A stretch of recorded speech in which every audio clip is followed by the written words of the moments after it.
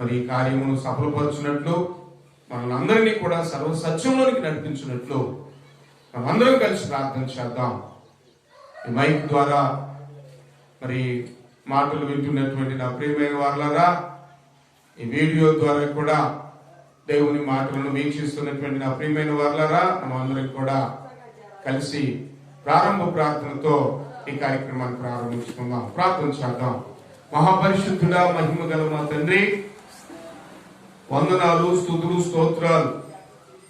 గడిచిన కాలం అంతా కూడా అనుక్షణం అనుదినం ఈ సన్నిధి మాతో ఉంచి ఇంతవరకు మమ్మల్ని భద్రపరిచినందుకు స్తోత్రాలు ప్రభువా.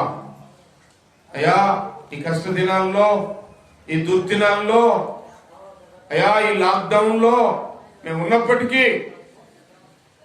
ఈ యొక్క కరోనా వైరస్ తో భయభ్రాంతులతో మేము ఉన్నప్పటికీ అయ్యా మమ్మల్ని ధైర్యపరుస్తూ, బలపరుస్తూ, ఆదరిస్తూ ప్రభువా, ఏ కీడు మమ్మల్ని అంటకుండా, ఏ శోధనలో మేము పడకుండా, ఈ కరోనా వైరస్ కు మేము గురి కాకుండా మమ్మల్ని అందరినీ భద్రపరిచి సంరక్షిస్తున్న స్తోత్రాలు నాయన. ఈ ఆరాధన కార్యక్రమాన్ని మొదటి నుండి ఆఖరి వరకు మీ ఆత్మతో నడిపించండి. ఈ మాటలు వింటూ ప్రార్థనలో ఏకీభవిస్తున్న ప్రతి ఒక్కరిని కూడా పేరు పేరు మీరు ఆశీర్వదించండి ఆయన. పాట ద్వారా, ప్రార్థన ద్వారా, వాక్య పరిచర్యలో కూడా మీరు మాట్లాడండి ప్రభువా.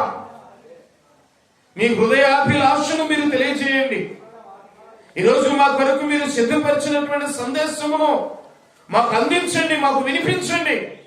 నాతో, మాతో, అందరితో ముఖాముఖిగా మీరు మాట్లాడండి ప్రభువా.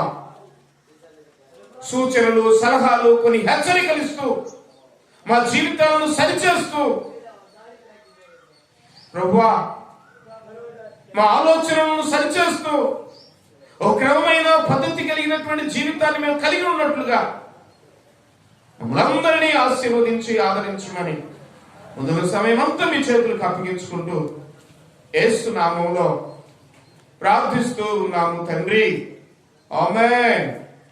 హల్లెలూయా. పాట పాడుతూ ప్రభువును కనపరుద్దాం.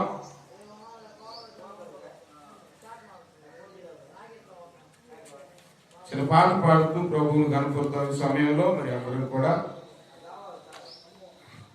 మాట్లాడే దేవుడవు నీవు,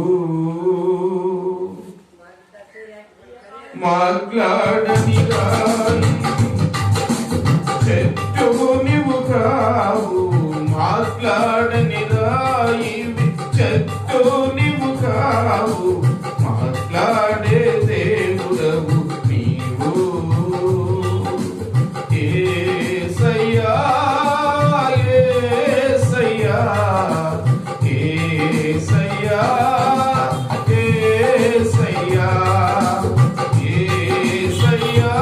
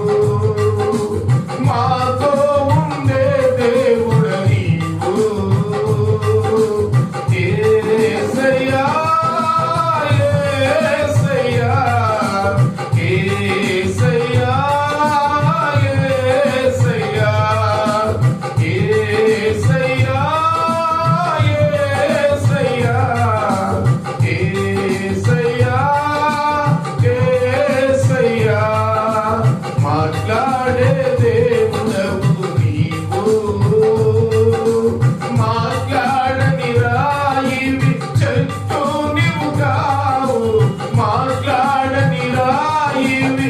చెట్టు నీవు కావు, మాట్లాడే దేవుడవు నీవు, మాట్లాడే దేవుడవు నీవు. చిన్న ప్రార్థన చేసుకుని మరి వాక్యాన్ని మనం ధ్యానం చేద్దాం. చిన్న ప్రార్థన. స్తోత్రములు ప్రభువా, స్తోత్రములు తండ్రి, స్తోత్రములు దేవా.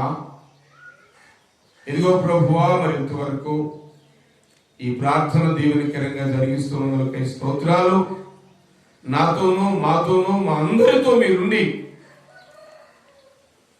పరలోక అనుభవాలను మాకు తెలియజేస్తూ ప్రభువా, పరలోకంలో ఏ విధంగా అయితే దేవదూతలు నిన్ను నిత్యము స్తుతిస్తూ ఉన్నారో ఆ ప్రకారంగా ఈ రోజు మేమందరం కూడా ప్రభువా, మా తండ్రి, మా ప్రజలందరూ కూడా ఈ రీతిగా నిన్ను స్తుతించడానికి ప్రభువా, మరి ఈ వీడియో ద్వారా కానీ ఈ యొక్క మైకు తరంగముల ద్వారా కానీ వీక్షిస్తున్న ప్రతి ఒక్కరు కూడా ఘనముగా నిన్ను మహిమపరచడానికి ఈ గొప్ప సదవకాశాన్ని మాకు ఇచ్చినందుకై స్తోత్రాలు చెల్లిస్తూ ఉన్నాం. ఎంతవరకు చక్కగా పాట ద్వారా నిన్ను మహిమపరచున్నాం, ప్రార్థించున్నాం ప్రభువా. ఈ సమయంలో ముందున్నటువంటి వాక్య పరిచర్యను కూడా మీ చేతులకు అప్పగించుకుంటున్నాం. నాతో మాతో అందరితో మీరు మాట్లాడండి ప్రభువా. బైబిల్ గ్రంథంలో మీ లేఖనాలు మేము చదువుకుంటున్నాం. దేవుడు తన వాక్కును పంపి వారిని బాగు చేసిన వాగ్దానాలు బైబిల్ గ్రంథంలో మేము చదువుకుంటున్నాం ప్రభువా. ఈరోజు మా కొరకు మీరు సిద్ధపరిచినటువంటి మీ వాక్కులను మాకు బయలుపరచండి. మీ వాక్యం మాకు వినిపించండి. మీ మాటలు మాకు వినిపించండి. స్తోత్రములు నాయన, మమ్మల్ని బ్రతికించండి ప్రభువా. స్తోత్రాలు. మమ్మల్ని బాగు చేయండి నీ మాటల ద్వారా.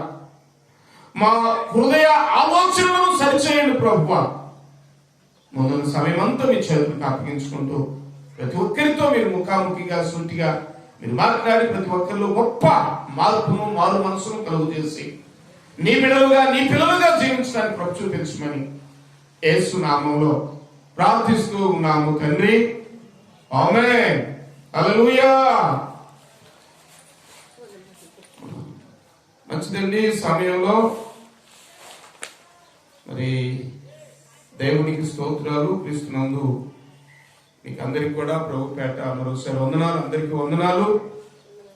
మరి సమయంలో కొద్ది నిమిషాలు దేవుని వాక్యాన్ని మనం ధ్యానం చేద్దాం. చూడండి, పరిశుద్ధ గ్రంథం బైబిల్ నుండి చిన్న వాక్యం చదువుకుందాం. మరి ఇర్మియా గ్రంథంలో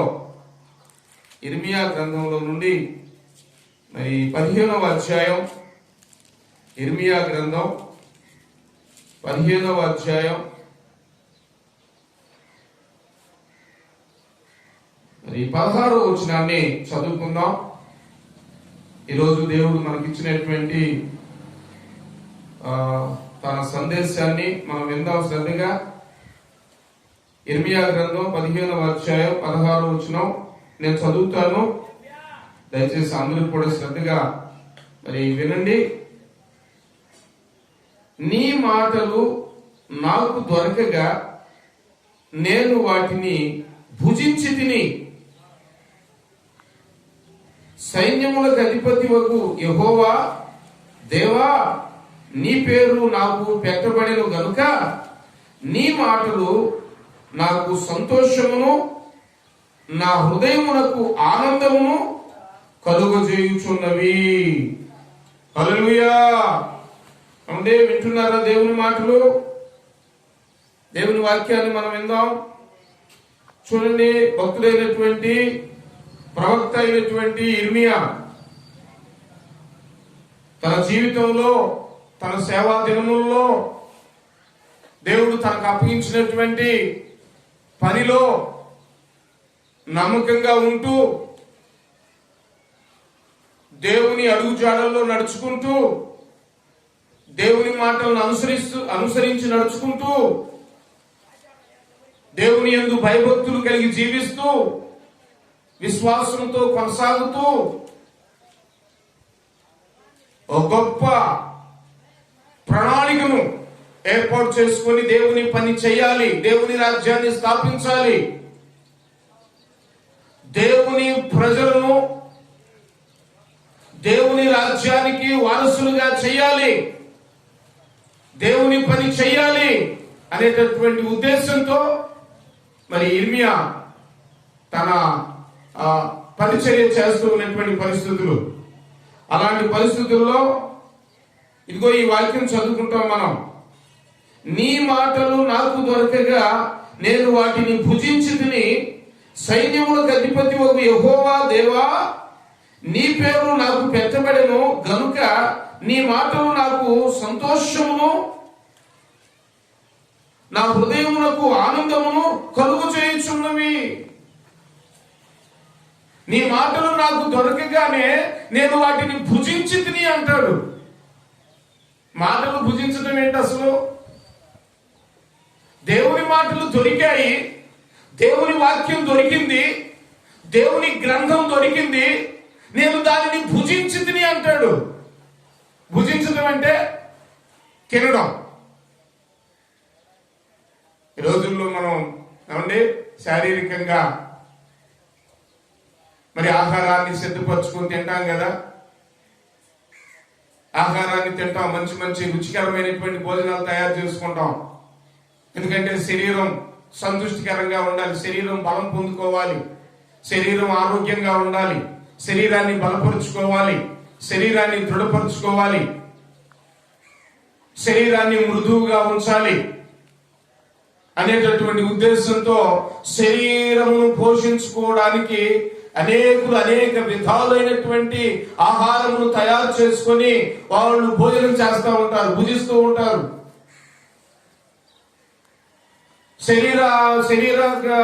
శరీరాన్ని బలపరచుకోవడానికి భుజించేటటువంటి ఆహారం వేరు. ఏమండి రకరకాల భోజనాలు తయారు చేసుకుంటూ ఉంటాం, రకరకాల భోజన పదార్థాలు. అది శాకాహారం కావచ్చు, అది మాంసాహారం కావచ్చు. శరీరాన్ని బలపరుచుకోవాలి, శరీరాన్ని బలపరుచుకోవాలనే ఉద్దేశంతో మరి రకరకాల భోజనాలు తయారు చేసుకుని భుజిస్తూ ఉంటాం. కానీ ఈ భక్తుడు శరీరాన్ని బలపరుచుకోవడానికి భుజించినటువంటి ఆహారం కాదు ఇది. శరీరాన్ని బలపరుచుకోవడానికి కానీ, శరీరాన్ని దృఢపరచుకోవడానికి కానీ తినేటటువంటి ఆహారం కాదు ఇది. తన ఆత్మను బలపరుచుకోవడానికి, తన ప్రాణమును బలపరుచుకోవడానికి, తన ఆత్మను దేవుని రాజ్యానికి చేర్చుకోవడానికి కావలసినటువంటి ఆహారము భుజిస్తూ ఉన్నాడు ఆయన.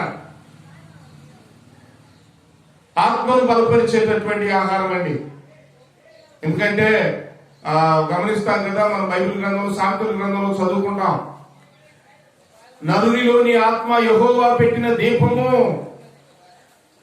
అంత మాత్రమే కాదు, తెస్సలోనిక పత్రికలో మనం చదువుకుంటాం, మీ ఆత్మలను ఆర్పకుడి.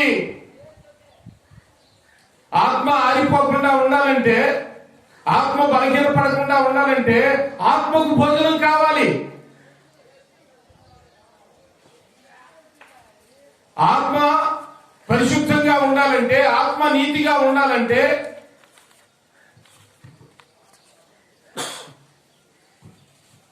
పరిశుద్ధంగా ఉండాలి. ప్రియమైన సహోదరి సహోదరులరా, ఆత్మను మనం కాపాడుకోవాలి, ఆత్మను మనం బలపరుచుకోవాలి. ఎందుకంటే శరీరము, మన్నైన శరీరము మన్నులో కలిసిపోతుంది, కానీ ఆత్మ మాత్రం తాను దయచేసిన దేవుని యొద్దకు పోవును. దేవుడిచ్చినటువంటి ఆత్మ దేవుని యొద్దకు చేరాలి అంటే, దేవుని రాజ్యానికి చేరాలి అంటే ఆ ఆత్మను మనం బలపరుచుకోవాలి, ఆత్మను మనం వెలిగించుకోవాలి, ఆ ఆత్మను మనం స్థిరపరచుకోవాలి, ఆ ఆత్మను మనం పరిశుద్ధపరచుకోవాలి. ఆత్మను మనం బలపరుచుకోవాలంటే ఆత్మకు కావలసినటువంటి ఆహారం పెట్టాలి. ఆత్మను బలపరుచుకోవడానికి, ఆత్మను స్థిరపరచుకోవడానికి ఆధారం ఏంటది? దేవుని మాట, దేవుని వాక్యం. గమనించండి. అందుకోసమే ఈ భక్తుడు ఏం చేస్తున్నాడంటే, దేవుని మాటలు దొరకగానే వాటిని భుజించాడు. భుజించడం అంటే ఆ మాటలను అనుసరించి నడుచుకోవడం అని అర్థం. భుజించడం అంటే గ్రంథాలు విప్పుకొని కాగితాలు తినడం కాదు. మరి అట్లా ఆ విధంగా అనుకుంటారేమో కొంతమంది. కాగితాలు తినడం కాదండి. ఆ మాటలు దొరకగానే, ఆ వాక్యం చదవగానే, ఆ వాక్యం వినగానే, ఆ వాక్యాన్ని ఎవరైతే అనుసరించి నడుచుకుంటారో వారు ఆ మాటలను భుజించినట్లుగా, వారు ఆ మాటల ద్వారా వారి జీవితాలను, వారి ఆత్మను, వారి ప్రాణమును బలపరుచుకుంటూ ఉన్నారు, పరిశుద్ధపరుచుకుంటూ ఉన్నారు. నా ప్రియమైనటువంటి వాళ్ళరా, దయచేసి గమనించండి. ఈ భక్తుడు దేవుని మాటలు దొరకగానే తాను భుజించాడు. భుజించిన తరువాత అతను అంటాడు, నీ మాటలు నాకు సంతోషము, నా హృదయమునకు ఆనందమును కలుగు చేయుచున్నవి. మాటలు భుజించిన తరువాత అతనికి కలిగింది ఏంటంటే, వచ్చిన రిజల్ట్ ఏంటంటే, ఆ దేవుని మాటలను అనుసరించి నడుచుకున్నందువలన అతనికి వచ్చినటువంటి రిజల్ట్ ఏంటంటే, అతనికి తెలిసినటువంటి రిజల్ట్ ఏంటంటే, అవునే, నీ మాటలు నాకు సంతోషమును, నా హృదయమునకు ఆనందమును కలుగు చేయుచున్నవి. దేవుని మాటలు సంతోషమును కలుగు చేశాయి ఆ వ్యక్తికి. దేవుని మాటలు ఆనందాన్ని కలుగు చేశాయి ఆ వ్యక్తికి. నా ప్రియమైనటువంటి వాళ్ళారా, కనుకనే దేవుని మాటలు మనం అనుసరించి నడుచుకోవాలి. కనుకనే దేవుని మాటలను మనం అంగీకరించాలి. దేవుని మాటలు మనం తెలుసుకోవాలి. నీకు ఆనందమును, సంతోషమును నీకు కలుగు చేయాలంటే దేవుని మాటలు వినాలి. నా ప్రియమైనటువంటి వాళ్ళారా, అందుకే ఆ మాటలను భుజించే విధంగా వినాలి. బాగా ఆకలైనప్పుడు భోజనం ఎలా చేస్తామండి? ఇది సామెత ఉంది కదా, ఏమండి, నిద్ర పాము పెరగదు, ఏమండి, ఆకలి రుచి అరగదు. నిద్ర ఏమో పాము పెరగదు. నిద్ర బాగా వచ్చినప్పుడు ఏమంటే ఎక్కడైనా పడుకుంటాం. ఆ చోటు మంచి చోటు కానీ, చెడు చోటు కానీ, పొలాలు కానీ, ఇల్లు కానీ, కొండ ప్రాంతం కానీ, ఏ ప్రాంతమైనా సరే. మొన్న ఎక్కడో ఒక వార్త విన్నాం. పాపం ఆ మహారాష్ట్రలోనో ఎక్కడో పాపం దాదాపు 16-17 మంది రైల్వే ట్రాక్ మీదనే పడుకొని నిద్రపోతా ఉన్నారంట. రైల్వే ట్రాక్ మీదనే పడుకొని నిద్రపోతా ఉంటే ట్రైన్ వచ్చేసి తొక్కుని వెళ్ళిపోయింది. 16 మంది అక్కడికక్కడే ముక్కలు ముక్కలుగా ఏమండి చెదిరిపోయేటువంటి పరిస్థితులు. చూడండి, నిద్ర ఎంత భయంకరమైందో. అదే ప్రకారంగా భోజనం, ఆకలి కూడా అంత అలాంటిదే. ఆకలిలో ఉన్నప్పుడు ఏది పెట్టినా కానీ ముందు కడుపు నిండడానికి తింటాం. కాబట్టి కడుపు నిండడానికి ముందు తింటాం. అది ఎలాంటి ఆహారమైనా సరే. కాబట్టి కనుక ఇతను కూడా దేవుని మాటలు దొరకగానే భుజించి తిని అంటాడంటే, అంత ఆసక్తితో విని, అంత ఆసక్తితో అనుసరించి నడుచుకున్నాడు అతను.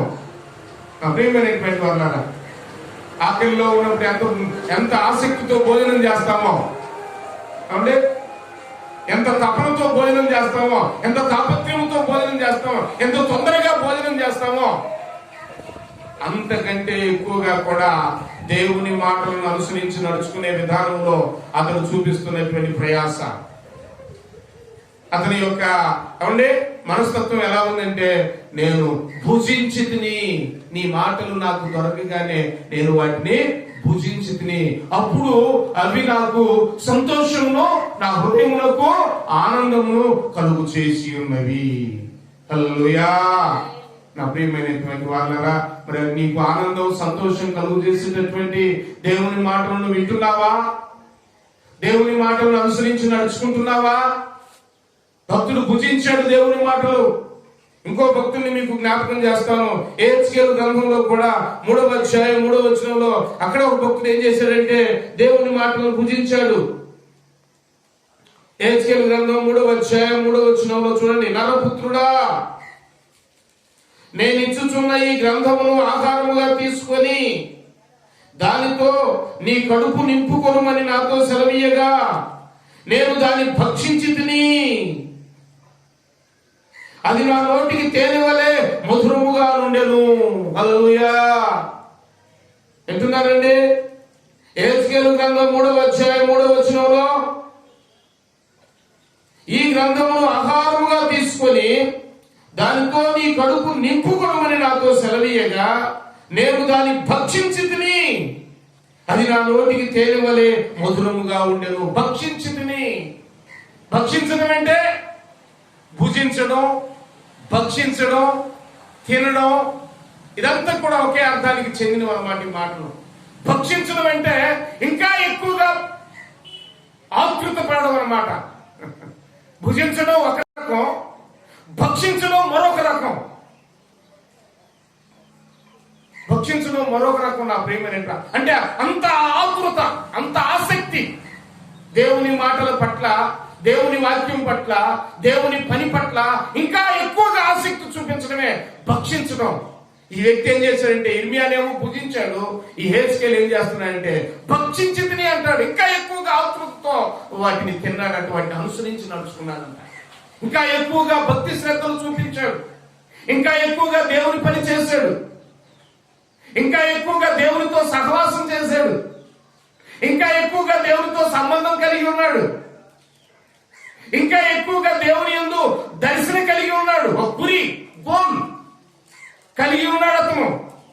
భక్షించితిని, అవి నా నోటికి ఎలా ఉన్నాయంటే, అది నా నోటికి తేనె వలె మధురముగా ఉండెను. హల్లెలూయా. దేవుని గ్రంథం తన నోటికి ఎలా ఉందంటే తేనె వలె మధురముగా ఉన్నదండి. అవును, దేవుని వాక్యం మధురమే.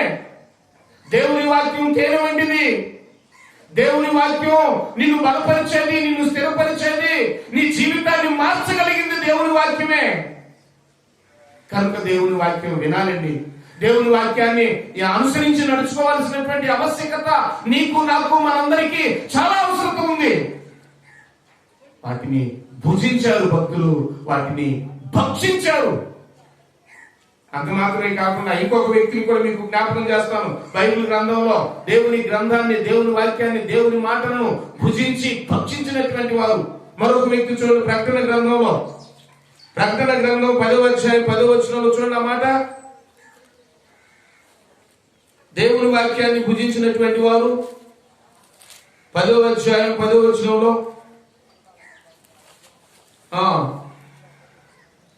అంతటా నేను ఆ చిన్న పుస్తకమును దూత చేతిలో నుండి తీసుకొని దానిని తినివేసి తిని, అది నా నోటికి తేనె వలె మధురముగా ఉండెను. హల్లెలూయా. ఆ చిన్న పుస్తకమును నాకు దొరకగా నేను దానిని తినివేసి తిని, అది నా నోటికి మధురముగా ఉండెను. ఏమండి, ఆ పుస్తకం దొరకగానే, ఆ చిన్న పుస్తకం దొరకగానే, ఆ దేవుని గ్రంథం దొరకగానే, ఆ దేవుని మాటలు దొరకగానే వారు ఏం చేశారంట? తినివేసి తిని అంటారు ఆ భక్తుడు, యోహాను భక్తుడు. ఈ ప్రకటన గ్రంథం రాసినటువంటి యోహాను, యేసుక్రీస్తు శిష్యుడైనటువంటి యోహాను పుస్తకం దొరకగానే దానిని తినివేశాడంట. అది అతని నోటికి ఎలా ఉందంట? మధురముగా ఉన్నది. ఇర్మియానేమో దేవుని మాటలు దొరకగానే, దేవుని వాక్యం దొరకగానే భుజించాడు. అది అతనికి ఆనందమును సంతోషమును కలుగు చేస్తాయి. తర్వాత ఏజ్కేలు మనం గమనిస్తే అతను గ్రంథం దొరకగానే దానిని భక్షించాడు. అవునండి, అది అతని నోటికి మధురముగా ఉన్నది, తేనె వలె మధురముగా ఉన్నది. ఈ యొక్క ప్రకటన గ్రంథం రాసినటువంటి భక్తుడు కూడా, యోహాను కూడా ఆ పుస్తకము దొరకగానే దానిని తినివేసెను. అది అతని నోటికి మధురముగా ఉన్నది. ఆ గ్రంథాన్ని అనుసరించి నడుచుకున్నారు పిల్లలు. తినడం అంటే పుస్తకాన్ని తినడం కాదు, కాగితాలు తినడం కాదు, ఇంకొకటి తినడం కాదండి. ఆత్మను బలపరచుకోవడానికి, దేవుని పని చేయడానికి, విశ్వాసాన్ని కాపాడుకోవడానికి, రక్షణను కాపాడుకోవడానికి, భక్తిని కాపాడుకోవడానికి, పరిశుద్ధతను కాపాడుకోవడానికి, దేవుని పని జరిగించడానికి వారు ఆ విధంగా ప్రయాసపడ్డారు. భక్షించారు, భుజించారు, తినివేశారు. అవి వారికి ఎలా ఉన్నాయంట? వారి నోటికి ఎలా ఉన్నాయండి? అవి మధురముగా, తేనె వలె మధురముగా ఉన్నవి. మరి అలాంటి మధురమైనటువంటి మాటలు వింటున్నావా సహోదరి, సహోదరుడా?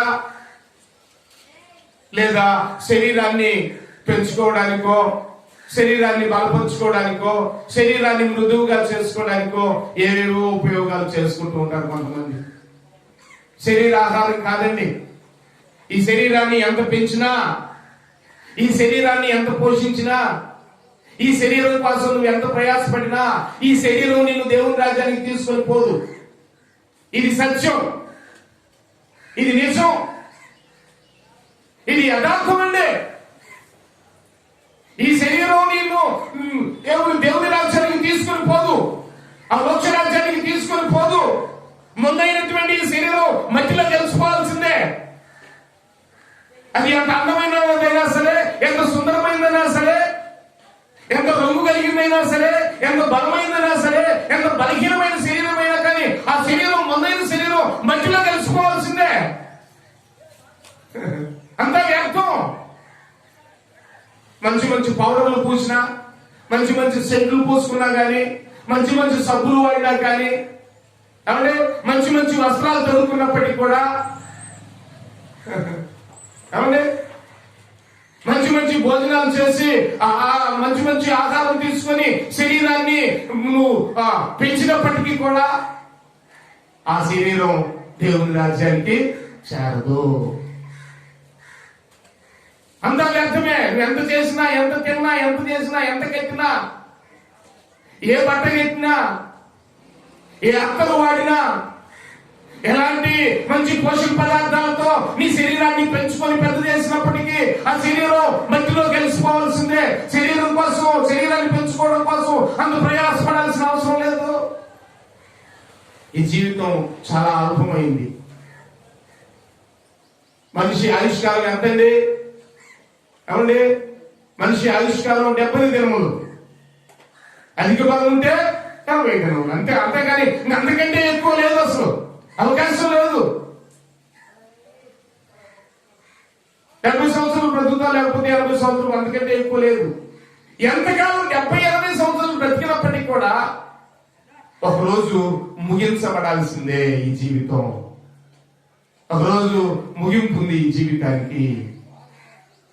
ఈ లోకాన్ని నుండి ఈ లోకమును విడిచిపోయేటటువంటి ఒక సమయం ఉంది. అది మర్చిపోవద్దు దయచేసి. కనుక ఈ శరీరం కోసం, ఈ లోక సంబంధమైన భోజనం కోసం, ఈ లోక సంబంధమైనటువంటి ఆస్తిపాస్తుల కోసం, ఈ లోక సంబంధమైనటువంటి వెండి బంగారముల కోసం, ఈ లోక సంబంధమైనటువంటి సుఖభోగముల కోసం, ఈ లోక సంబంధమైనటువంటి అలంకారం కోసం మనం పడాల్సిన అవసరం లేదండి. మనం ఎంత ప్రయాసపడాల్సిన అవసరం లేదు. ఇదిగో ఈ భక్తులు చూడండి, వారి ఆత్మను బలపరుచుకోవడానికి, వారి విశ్వాసాన్ని బలపరుచుకోవడానికి, వారు దేవుని రాజ్యానికి చేరుకోవడానికి వారు ఎంత ప్రయాసపడుతున్నారో చూడండి. దేవుని మాటలు వినగానే వాటిని భక్షించామంటారు, తినేసామంటారు, భుజించి తిని అంటారు, అవి మాకు మధురంగా ఉన్నారంటారు. కారణం ఏంటంటే ఆ మాటల ప్రకారంగా వారు నడుచుకున్నారు కనుక వారి జీవితాలు ధన్యములయ్యాయి. కీర్తన గ్రంథంలో చదువుకున్నాం కదా, యెహోవా యందు భయభక్తులు కలిగి ఆయన త్రోవల యందు నడుచు వారందరూ ధన్యులు. గమనించండి ప్రియమైనటువంటి వారు, దేవుని మాటల ప్రకారంగా, దేవుని వాక్యానుసారంగా, దేవుని ఆజ్ఞలను అనుసరించి, దేవుని కట్టడలను అనుసరించి, దేవుని వాక్యాన్ని అనుసరించి, దేవుని మాటలను అనుసరించి ఎవరైతే నడుచుకుంటారో వారి జీవితాలు ధన్యములు అవుతాయి. వారు ధన్యులు. భక్తులు వారు ఆ ప్రకారం నడుచుకున్నారు కనుకనే వారు ధన్యులయ్యారు, వారు గొప్పవారయ్యారు. వారు పరలోక రాజ్యంలో వారు నిత్య నివాసాన్ని చేరుకున్నారు. నిత్య నివాసం చేరుకున్నారు. వాళ్ళు పరలోక రాజ్యాన్ని చేరుకున్నారు. నా ప్రియమైనటువంటి వారు, ఆ మోక్ష రాజ్యాన్ని చేరుకున్నారు. వారి పేర్లు జీవగ్రంథంలో రాయబడ్డాయి. నా ప్రియమైనటువంటి వారు, అందుకే వారు ఆ మాటలు దొరకగానే వాటిని భుజించారు, భక్షించారు, తినివేశారు. కనుక ఆ మాటలు చాలా విలువైనటువంటి మాటలు, దేవుని మాటలు. మరి అటువంటి విలువైనటువంటి మాటలు నువ్వు వింటున్నావా? అటువంటి విలువైనటువంటి మాటలను అనుసరించి నడుచుకుంటున్నావా? నా ప్రియమైన సహోదరి, సహోదరుడా, ఏముందిలే నా కోసం కాదులే ఈ మాటలు, ఎవరి కోసమే అనుకుంటున్నావా? ఏమండి, ప్రతి మాట నీ క్షేమం కోసమే.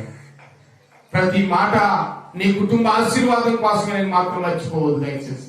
దేవుడు మాట్లాడే ప్రతి మాట కూడా నీ క్షేమం కోసమే. చూడండి, బైబిల్ గ్రంథంలో భక్తులు గమనిస్తే మరి సామెతల గ్రంథంలో ఒక వాక్యం చదువుకుంటున్న 4వ అధ్యాయం 20వ వచనంలో చూడండి. 4వ అధ్యాయం సామెతల గ్రంథం 20వ వచనంలో చూడండి ఆ మాట ఒకసారి. 4వ అధ్యాయం మరి 20వ వచనాన్ని మనం గమనిస్తే, నా కుమారుడా నా మాటలను ఆలకింపుము, నా వాక్యములకు నీ చెవి యొక్కుము, నీ కనుల ఎదుటి నుండి వాటిని తొలగిపోనీయకుము, నీ హృదయమందు వాటిని భద్రము చేసుకొనుము. దొరికిన వారికి అవి జీవమును, వారి సర్వ శరీరమునకు ఆరోగ్యమును ఇచ్చును. హల్లెలూయా. దేవుని మాటలు దొరికినటువంటి వారికి జీవం, దేవుని మాటలు దొరికిన వారికి వారి సర్వ శరీరానికి ఆరోగ్యాన్ని కలుగజేస్తాయి దేవుని మాటలు. ఆ మాటలు ఎవరైతే విని ఆ ప్రకారంగా నడుచుకుంటారో వారికి నిత్య జీవ ప్రవేశం, వారికి సర్వ శరీరానికి కూడా ఆరోగ్యాన్ని కలుగజేసేటటువంటి దేవుని మాటలు నా ప్రియమైనటువంటి వాళ్ళ. అవును, దేవుని మాటలను అనుసరించి నడుచుకుంటే, దేవుని మాటలను అంగీకరిస్తే నువ్వు ఆరోగ్యంగా ఉంటావు, నువ్వు ఆనందంగా ఉంటావు, నువ్వు ఆశీర్వాదకరంగా ఉంటావు. ఎప్పుడైతే దేవుని మాటలను వ్యతిరేకించి, దేవుని మాటలను ఉల్లంఘించి, దేవుని మాటలను విరోధంగా, దేవుని మాటలకు విరోధంగా నువ్వు ప్రవర్తిస్తావో అప్పుడే నీ జీవితం చెడిపోతుంది, అప్పుడే నీ బ్రతుకు చెడిపోతుంది, అప్పుడే నీ సాక్ష్యం చెడిపోతుంది సమాజంలో. నా ప్రియమైనటువంటి వాళ్ళ, నిత్య జీవాన్ని పోగొట్టుకుంటావు. నిత్య జీవాన్ని పోగొట్టుకున్నావంటే నిత్య నరకానికి నువ్వు సమీపంలో ఉన్నావని అర్థం చేసుకోవాలి. నిత్య జీవాన్ని పోగొట్టుకున్నావు అంటే నిత్య నాశనానికి నువ్వు సమీపంలో ఉన్నావు. నా ప్రియమైనటువంటి ఒకసారి గమనించు, నీ వెలుగును పోగొట్టుకున్నావంటే నువ్వు చీకటిలో ఉన్నావని అర్థం చేసుకోవాలంటే తెలుసుకోవాల్సిందే. ఎక్కడ చీకటిలో ఉన్నావు, మేలు చేయకుండా నువ్వు ప్రవర్తిస్తున్నావు అంటే నువ్వు కీడులో ఉన్నావని మర్చిపోవద్దు. ఇదిగో అవి నీకు జీవమును, నీ సర్వ శరీరానికి ఆరోగ్యమును కలుగు చేసే మాటలని దేవుని మాటలు. మరి అలాంటి మాటలు, మధురమైనటువంటి మాటలు, తేనె కంటేనో, జుంటి తేనె దారాల కంటేనో మధురమైనటువంటి దేవుని మాటలు, నిన్ను పరిశుద్ధునిగా చేసే మాటలు, నిన్ను సరి చేసేటటువంటి జీవపు మాటలు. వాటిని విని ఆ ప్రకారంగా నడుచుకుంటున్నావా సహోదరి సహోదరులరా? లోక సంబంధమైనటువంటి లోకాచారాల కోసం ప్రయాసపడుతున్నావేమో. దేవుని మాటలు వినకుండా టీవీ మాటలు వింటూ, సీరియల్ మాటలు వింటూ నీ జీవితాన్ని చెడగొట్టుకుంటున్నావా, పాడు చేసుకుంటున్నావేమో. ఒకవేళ దేవుని మాటల కోసం ప్రయాసపడు, దేవుని మాటలు శ్రద్ధగా విను. నేను భుజించి తిని అంటారు భక్తులు, నేను భక్షించి తిని అంటాడు ఏహెచ్కేలు, నేను తినివేసి తిని అంటాడు యోహాను. నువ్వేం చేస్తున్నావు? వదిలివేస్తున్నావేమో ఒకవేళ దేవుని మాటలను, పెడచెవి పెడుతున్నావేమో ఒకవేళ దేవుని మాటలకు. ఇవి నా కోసం కాదు లేని, ఎవరి కోసమో లేని నిర్లక్ష్యం చేస్తున్నావేమో ఒకవేళ. దేవుని మాటలు నిన్ను బ్రతికించే మాటలు, నిన్ను బలపరిచే మాటలు. అంత మాత్రమే కాదు, ఒకనొక సందర్భంలో మనం గమనిస్తున్న కీర్తన గ్రంథంలో కీర్తనకారుడు దావీదు, రాజు అయినటువంటి దావీదు అంటాడు 119వ అధ్యాయం 11వ వచనంలో, కీర్తనల గ్రంథం 119వ అధ్యాయం 11వ వచనం చూడండి. భక్తులు పలుకుతున్నటువంటి మాటలు చూడండి ఒకసారి. నీ ఎదుట నేను పాపము చేయకున్నట్లు నా హృదయములో నీ వాక్యము ఉంచుకొని ఉన్నాను. ఓ దేవా, నీ ఎదుట నేను పాపము చేయకున్నట్లు నా హృదయములో నీ వాక్యములో నీ మాటలు నేను నిల్వ చేసుకుని ఉన్నాను, ఉంచుకొని ఉన్నాను. ఎందుకంటే దేవుని మాటలు ఎవరి హృదయాల్లో ఉంటాయో, ఎవరి జీవితాల్లో అనుసరించి నడుచుకుంటారో వారు పాపము చేయడానికి వీల్లేదండి, అవకాశాలు ఉండవన్నమాట. నీ ఎదుట నేను పాపము చేయకున్నట్లు నా హృదయంలో నీ వాక్యములు ఉంచుకొని ఉన్నాను. ఎవరైతే వాక్యానుసారంగా నడుచుకుంటారో, ఎవరైతే వాక్యాన్ని అనుసరించి నడుచుకుంటారో వారు పాపము జోలికి పోరు. ఏ చెడు వారిలో ఉండదు, ఏ పాపము వారిలో ఉండదు, ఏ పాపపు దురాలోచనలు వారిలో ఉండడానికి వీల్లేదు. అసలు వాక్యం నీ హృదయంలో ఉంటే, ప్రార్థన నువ్వు కలిగి ఉంటే, దేవుని మాటలు నీ హృదయంలో నువ్వు ఉంచి ఉంటే నువ్వు పరిశుద్ధుడు, నువ్వు దేవుని రాజ్యానికి వారసుడు అనే మాట మర్చిపోవద్దు నా ప్రియమైనటువంటి వాళ్ళ. దేవుని మాట చాలా బలమైంది, దేవుని మాట గొప్పది, దేవుని మాట నిన్ను పవిత్రంగా కాపాడుతుంది, దేవుని మాట నిన్ను స్వస్థపరుస్తుంది, దేవుని మాట నిన్ను జీవింపజేస్తుంది, దేవుని మాట నిన్ను పరలోక రాజ్యానికి వారసునిగా చేస్తుంది, దేవుని మాటే నిన్ను బ్రతికిస్తుంది. ఏ పాపానికి గురి కాకుండా, ఏ శాపానికి గురి కాకుండా, ఏ నాశనానికి వెళ్లకుండా చేస్తుంది దేవుని మాట. కనుక దేవుని మాటలు వింటున్నావా సహోదరి సహోదరులరా? అందుకే భక్తుడు దావీదు భక్తుడు అన్నాడు, నా హృదయంలో నీ వాక్యమును ఉంచుకొని ఉన్నాను, నేను ఏ పాపము చేయకుండా అంటాడు.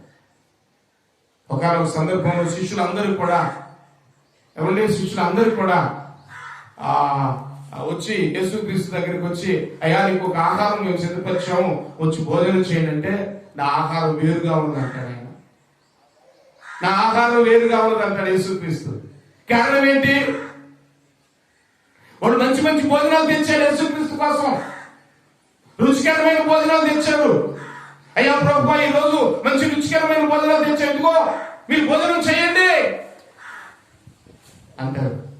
అన్నప్పుడు యేసుక్రీస్తు అంటాడు వారితోటి, ఎక్కడైనా చూడండి, ఒకసారి గమనించండి. యోహాను సువార్తలో 4:31 యోహాను సువార్త 4:31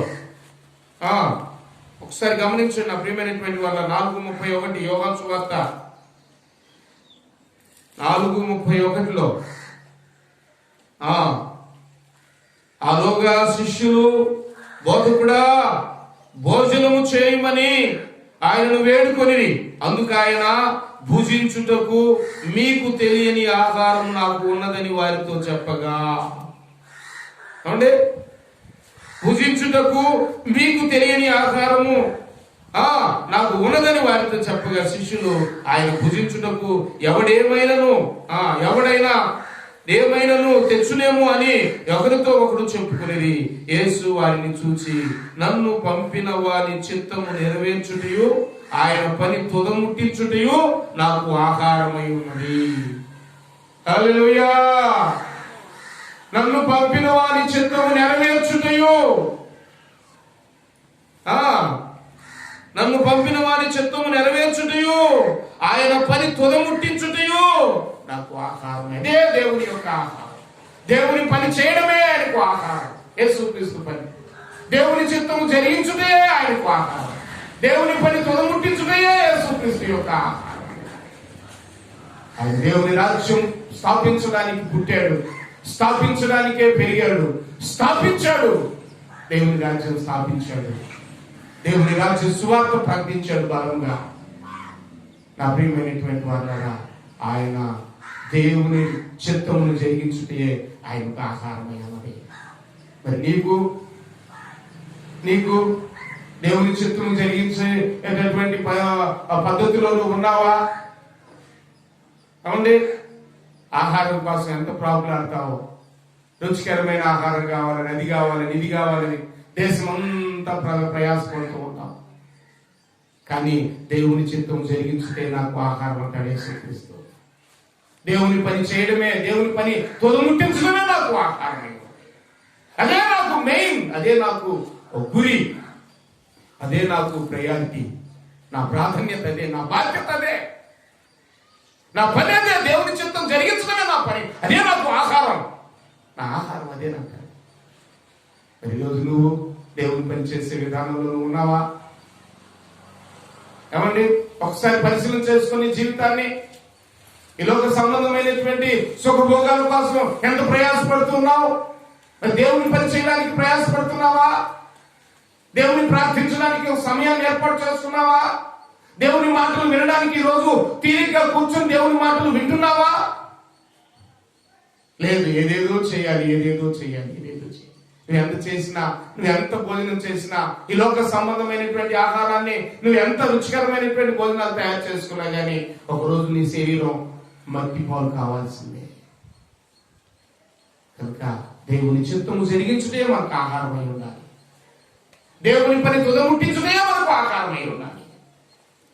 దేవుని మాటలు వినాలి, ఆ ప్రకారంగా నడుచుకోవడమే మనకు ఆహారమై ఉండాలి. దేవుని మాటలను భుజించాలి నా ప్రియమైనటువంటి వాళ్ళ. మాట వింటూ శ్రేష్టం. సమూయేలు గ్రంథంలో, మొదటి సమూయేలు గ్రంథం 15:22 అక్కడ చదువుకుంటాం. బలులు ఇచ్చుట కంటే కూడా, బలులు చెల్లించుట కంటే కూడా, మొదటి సమూయేలు 15:22 త్వరగా ముగించేస్తున్నానండి. మొదటి సమూయేలు 15:22 మొదటి సమూయేలు 15:22 చూడండి.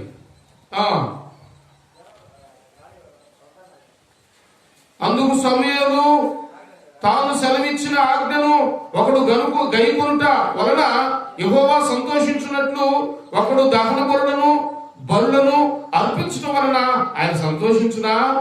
ఆలోచించుము. బలులు అర్పించుట కంటే ఆజ్ఞలు గైకొనుటయు, పొట్టేళ్ల కొవ్వు అర్పించుట కంటే మాట వినుటయు శ్రేష్టము. బలులు అర్పించుట కంటే కూడా, అవునండి, క్రొవ్విన దూడలు అర్పించుట కంటే కూడా దేవుని మాట వినడం శ్రేష్టం. కొంతమంది బలులు అర్పిస్తారు, ఇంకా కొంతమంది కానుకలు అర్పిస్తూ ఉంటారు, ఇంకా కొంతమంది యాత్రలు ప్రయాణం చేస్తూ ఉంటారు. యెరూషలేము యాత్రకి వెళ్తూ ఉంటారు. కొంతమంది దేవస్థానాలకు వెళ్తూ ఉంటారు, యాత్రలు చేస్తూ ఉంటారు, ఏవేవో చేస్తూ ఉంటారు, ఎన్నో పుణ్యకార్యాలు చేస్తూ ఉంటారు. కానీ బలులు అర్పించుట కంటే, క్రొవ్విన దూడలు అర్పించుట కంటే కూడా, వాటన్నిటికంటే ప్రాముఖ్యత ఏంటంటే దేవుని మాట వింటే శ్రేష్టం. దాన్ని బట్టి దేవుడు సంతోషిస్తాడు. కానీ బలులు అర్పించడం వల్ల దేవుని సంతోషం కాదండి. దేవుని మాట ఎవరైతే వింటారో వారిని బట్టి దేవుడు సంతోషిస్తాడు. నా ప్రియమైనటువంటి వాళ్ళరా, మరి ఈరోజు దేవుని మాటను వింటున్నావా? విని ఆ ప్రకారంగా నడుచుకుంటున్నావా? భయభక్తులు కలిగి జీవిస్తున్నావా? అయితే దేవుడు నిన్ను బట్టి సంతోషిస్తాడు. అయితే దేవుడు నీకు సంతోషాన్ని, సమాధానమును కలుగు చేస్తాడు.